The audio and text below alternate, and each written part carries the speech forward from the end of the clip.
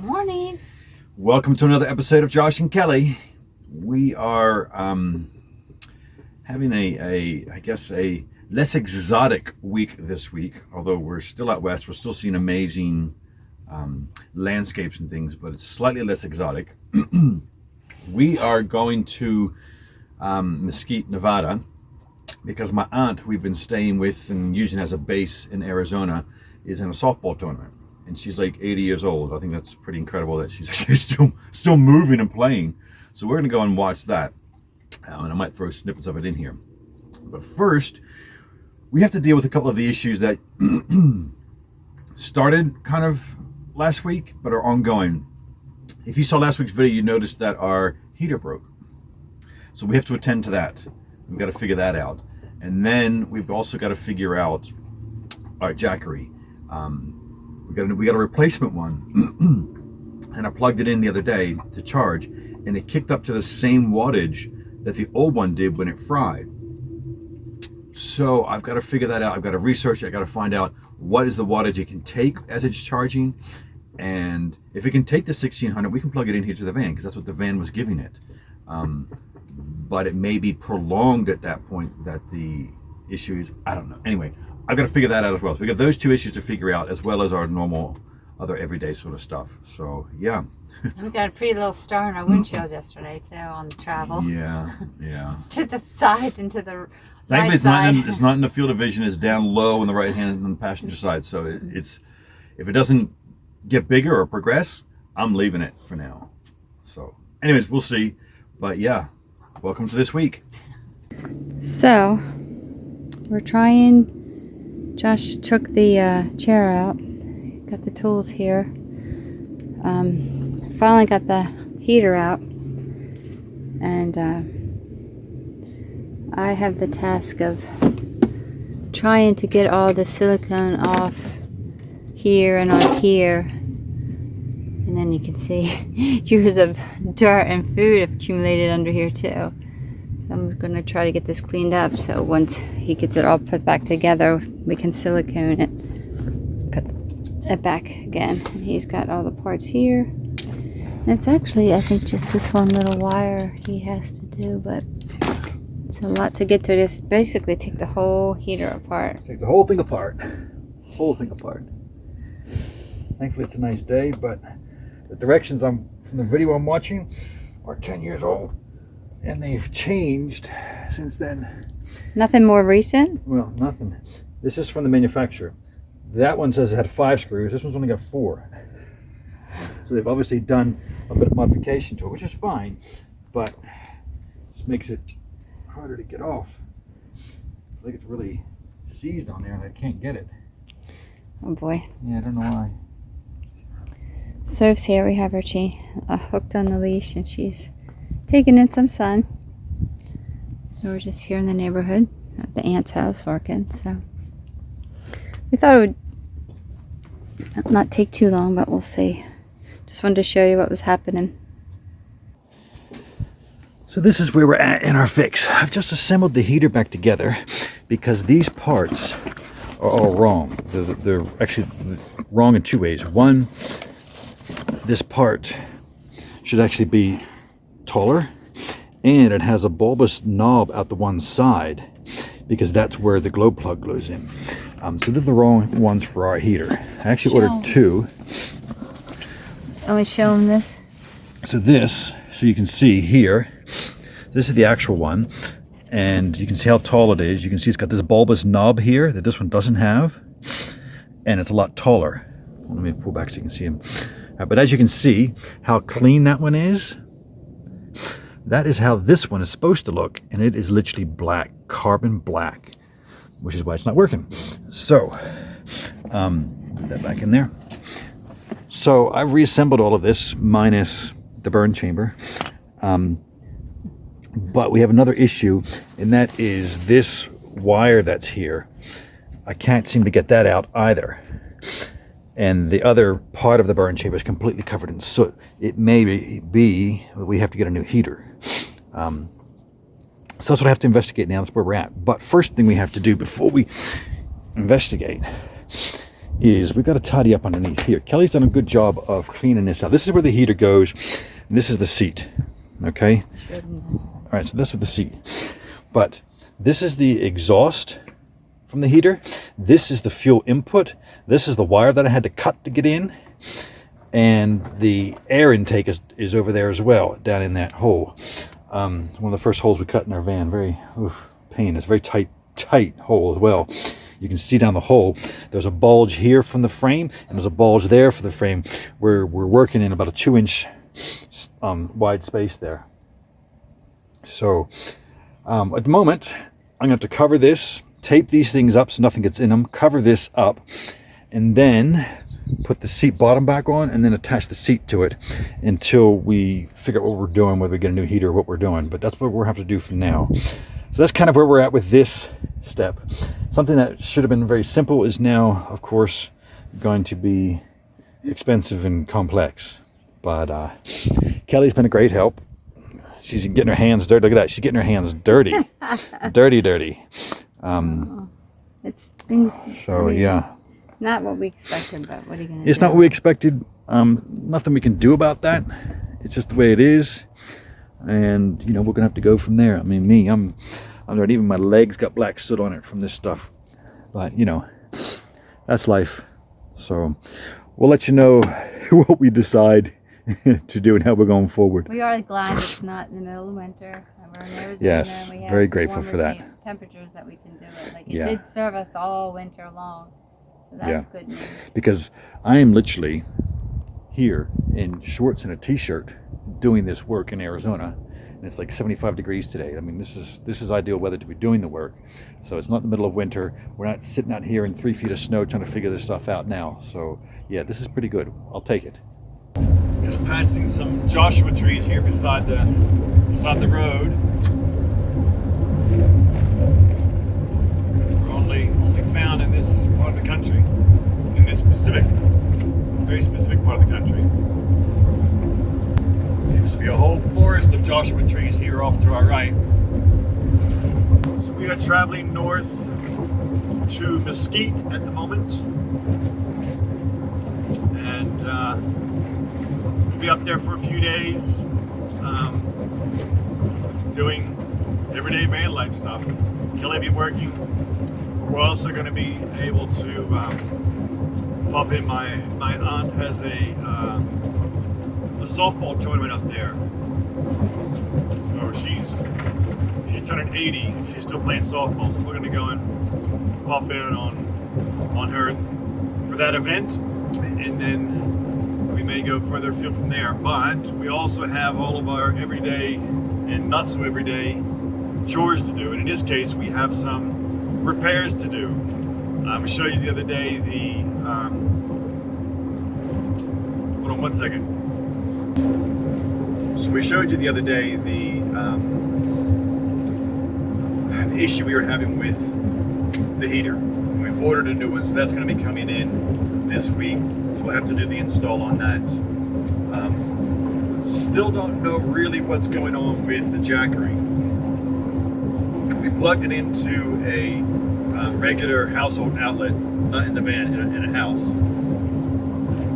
while we were in Phoenix, and it jumped up to 1600 watts, which is what we were pulling here in the van.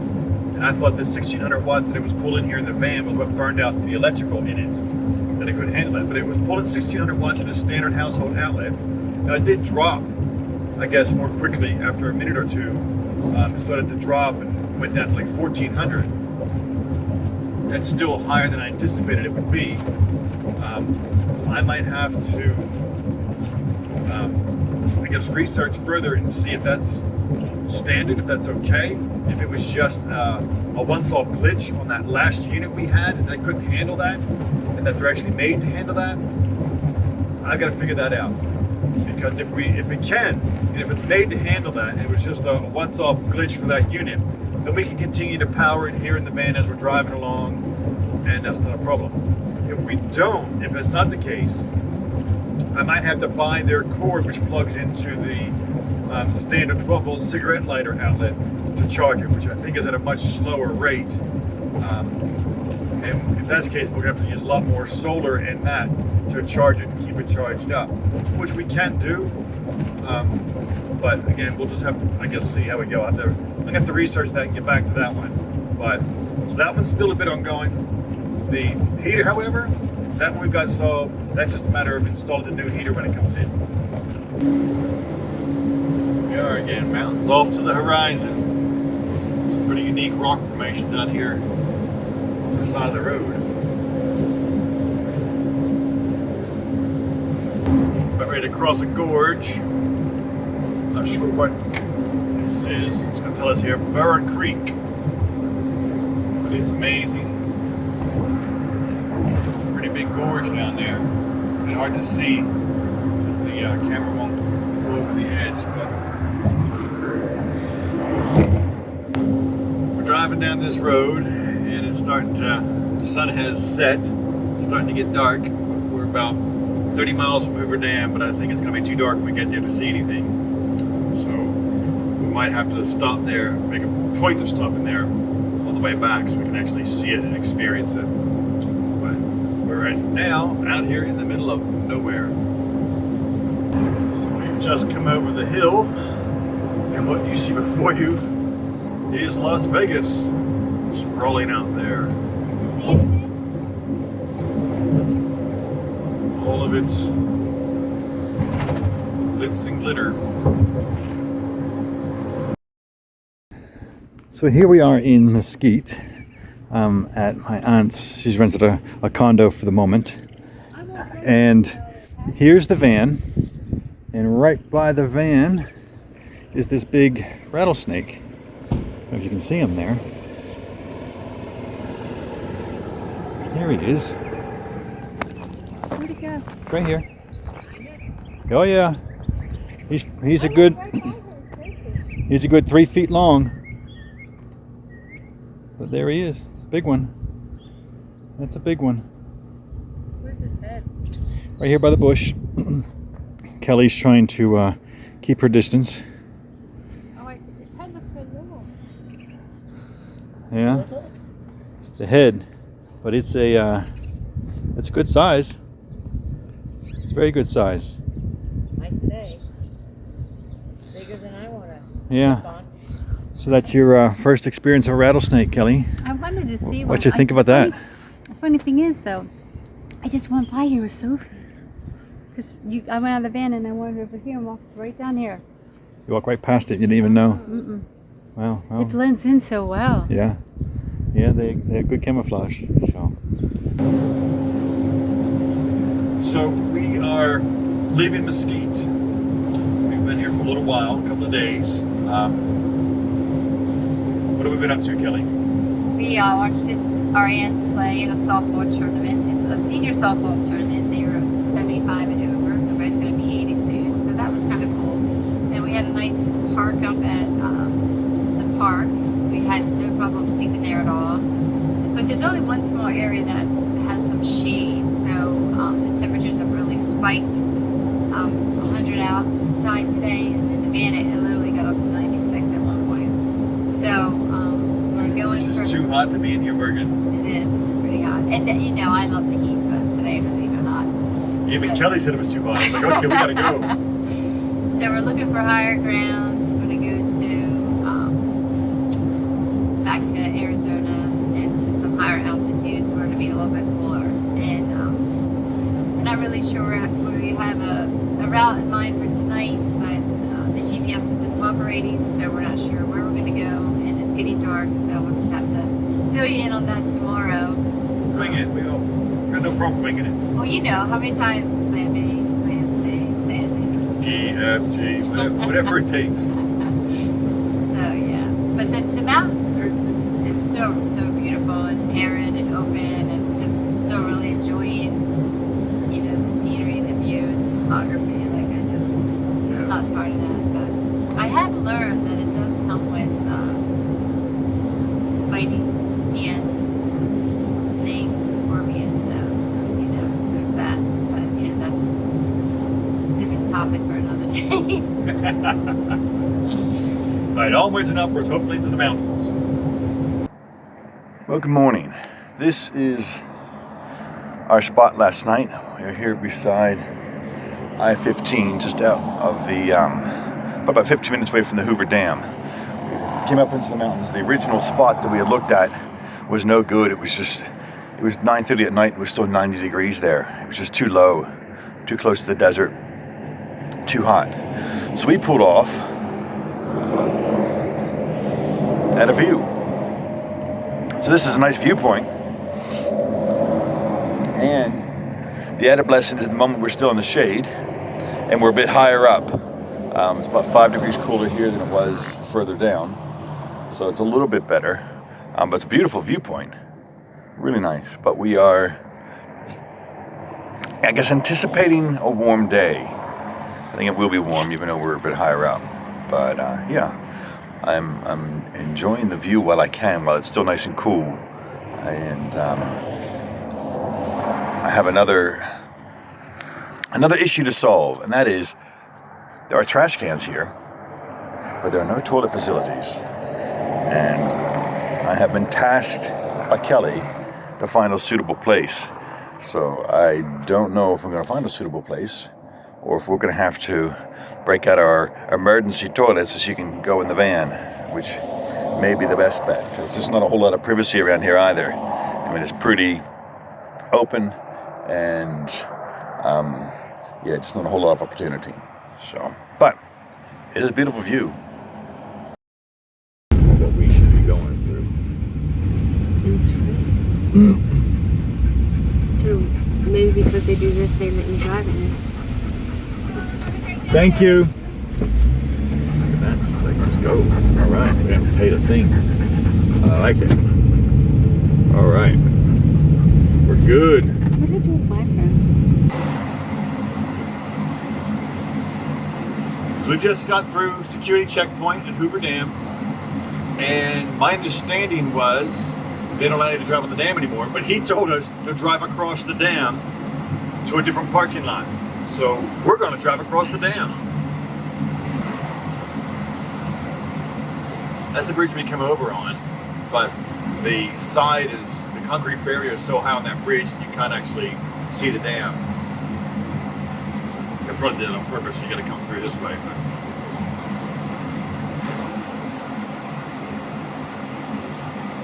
But look at us. We are driving across the Hoover Dam, one of the man-made wonders of the world. You see that tower back there? It's the Nevada time. This one says Arizona time. And my understanding is, I don't know if this is correct, I have to research this, but my understanding is that in order to get the concrete to set, they had to freeze it. They had these huge, they basically froze the rocks at the mountain on either side in order for the concrete to set. That's what I was told. I'll have to look and see. So we've just parked. And that's the dam. This is how close we are. So we're really, really close. We're going to go and actually walk on the dam and have a good look at it now. So here we are. Coming right up here. This is it. That is the Hoover Dam. Man, it's incredible. That water is very, very green as well. Amazing. You can see, look at the water level. Look how low it is. I mean, that must be 100 feet down. Like, that's significantly low water. Wow. You can see right up there to the top where it should be. I mean, that's that's some very low water, but yeah, that's the Hoover Dam.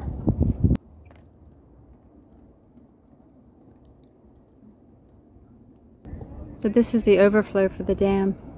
If it rises here, it goes into this and then down that huge drain.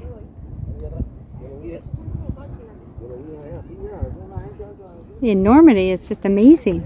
Yeah, it's huge. It was a huge undertaking. It's just like with the Grand Canyon, like it's hard to take it in and really get it on camera or video. I mean, just look at the size of that hole, that pipe going down through the rock at the overflow. Just look at the size of that hole. That is one gigantic spillway overflow pipe. Look at that. I mean, that's got to be 100 feet across. Drop your ball down there, you're not getting it back. Wow. That is amazingly huge. Huge. And that comes across from the spillway, which is across the street over here. So that's the spillway, and then it comes over here and goes down that pipe, which evidently has not been used since 1983. They haven't had enough water in here since 1983 to actually use this spillway, but that is incredible. So this is the back side, or the front side if you want to call it that. Down there to the electrical works out.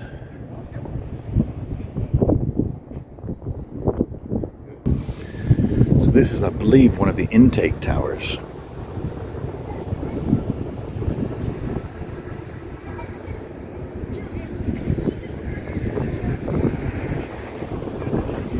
And then we're looking out here down Lake Mead.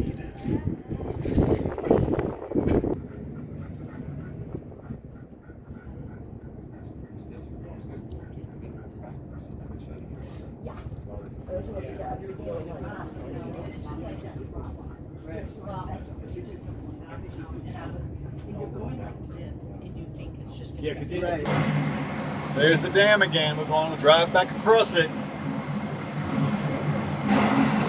This is not what I expected. Not sure what I expected. But everything has been grander than I anticipated. Yeah. Wow. Amazing. That was a pretty amazing experience. It really was. Really worth it. Really worth it. So we have just left Hoover Dam. And I wanted to get your impressions of it, Kelly. It was incredible. Like, I feel like, the wonder of the Grand Canyon, naturally made this is like a man-made wonder. And it definitely exceeded my expectations of what it would be like. Just like the gravity of it, the height, the structure, like the mountains. It's just incredible. Yeah, I agree. It was amazing. And when you look at some of the technical data of it and how much concrete they use, is at the base of it is 660 feet wide, and it goes up to the top, which is only 45 feet wide. When you think of the volume of concrete that goes into something of that size across that span, it's incredible. It's hundreds of feet high, and yeah, just amazing. But at one point it said we were standing 726 feet above. Above the base. Yeah. Yeah, that's the height of it. Like That's it's- a lot of concrete. That's a lot of concrete. A lot of concrete. So yeah, it's an amazing thing. It's amazing to see. It's an amazing wonder of engineering when you think about the people that had to come up with that scheme and not only the conceptual idea of it, but then to figure out all the engineering that went into it was just mind-boggling. Yeah, it was worth a stop to see, I think. Yeah, absolutely. So, what a day. Kelly, are you tired? She's tired. This one's tired too. So I showed you this morning, we were at that viewpoint, that scenic view, and we stayed there. It was kind of like a little rest stop, but had no facilities except for trash cans. So we stayed there all day, and it got hot. It was about 100 outside, about 95 in the van, and Kelly was working, and it just sapped her strength. It sapped Soph as well. She's been like lethargic all afternoon. And I didn't want that. That's 2 days in a row now. Actually it's 3 days in a row. We've had really, really hot weather, and that's not good. So I made an executive decision. that we're going to be in a different spot for tomorrow. So when Kelly's working, it's not going to be hot. So we've driven to Flagstaff, which is where we are at the moment. We've just come from filling up with fuel. We've been to the Y, showered, and all that. So we're here. When we left this afternoon from Hoover Dam, it was 100 degrees. When we got here, it was 66. Huge change. And there's some elevation change there, but a huge amount of difference there. So it's supposed to be like in the 70s tomorrow here. So that's a huge change from 100. So that's what we're going for, and hopefully both my girls will recover a little bit from the heat with that. So, anyways, we're at this kind of near the entrance of this park called Buffalo Park. It's a really nice park, and the park backs onto a national forest. So there's just trails that go for miles and miles and miles in here. So Sophie and I will take a few of them tomorrow, and I'll show you them. But it's a lovely spot, and it's a good spot for Kelly to work as well. So yeah, but I'll show you that tomorrow. But for now, we're going to bed because Kelly's still on Eastern kind of time because of her work. And Eastern time at the moment is getting close to midnight, so she needs to go to sleep so she can get up and work. So we'll see you in the morning.